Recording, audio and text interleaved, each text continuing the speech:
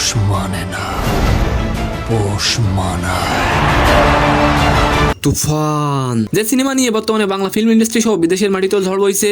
তুফান cinema নিয়ে বর্তমানে দর্শকদের উচ্ছ্বাস উন্মাদনা চলছে তুঙ্গে। আর এবার এই তুফান সিনেমাটি নিয়ে ঘটে গেল অবাক করা এক ঘটনা। তো কি অবস্থা, কেমন আছেন? আমি নিয়ন ব্যবহার করেছি। আজকে ফার্স্ট নিউজ থাকবে তুফান সিনেমা নিয়ে ঘটে গেল অবাক করা কাণ্ড, এন্ড সেকেন্ড নিউজটি থাকবে টি-20 ওয়ার্ল্ড কাপ জিতে ম্যাচ সেরা হয়ে টি-20 কে বিদায় জানালেন কোহলি। এই বিষয়টি নিয়ে Well, this was my last T20 World Cup.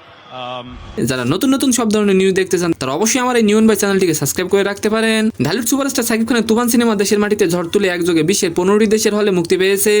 বাংলাদেশের পরে বিশ্বের বিভিন্ন দেশেও সিনেমাটি ছাড়া ফেলেছে। তবে ভিন্ন চিত্র দেখা মিলল স্পেনের বার্সেলোনার একটি থিয়েটারে। শতাধিক আসনের ব্যবস্থা থাকলেও মাত্র একজন দর্শক উপস্থিত হয়ে তুফান সিনেমাটি দেখেছেন। শনিবার বিকেলে ফারিয়া আক্তার আনিতা নামের এক মেয়ে বার্সেলোনার একটি থিয়েটারে হাজির হয়ে একাই সিনেমাটি উপভোগ করেছেন এবং তিনি বলেন তিনি নাকি সাকিবের একজন বিশাল বড় ভক্ত এবং তিনি বলেন আমি তুফান 2 এর অপেক্ষায় আছি। পুরো থিয়েটারে আমি একাই, কিন্তু আমি কিছু মনে করছি না। আর এবার আলোচনা করবো শ্বাসরুদ্ধকর ফাইনালে আফ্রিকাকে 7 রানে হারিয়ে শিরোপা নিজেদের করে নিয়েছে ভারত। 76 রানের এক অসাধারণ ম্যাচ খেলে ম্যাচ সেরা হয়েছেন কোহলি। ফাইনালে সেরা পুরস্কার নিয়ে টি-20 কে বিদায় জানালেন এই তারকা। নিজের মুখে বললেন এটাই ছিল ভারতের জার্সিতে শেষ টি-20। কোহলি বলেন আমরা ঠিক এটাই অর্জন করতে চেয়েছিলাম। সৃষ্টিকর্তা মহান, একদিনই ভালো পারফরমেন্স করলাম আর এটা কাজে এলো দলের। এটা ভারতের হয়ে আমার শেষ টি-20 ম্যাচ। তো সমাজের দর্শক, আজকের ভিডিওটি কেমন লাগলো অবশ্যই কমেন্ট বক্সে জানাবেন। আর ভিডিওটি যদি ভালো লাগে অবশ্যই একটি লাইক দিয়ে আমাদের চ্যানেলটিকে সাবস্ক্রাইব করে দিবেন। ধন্যবাদ।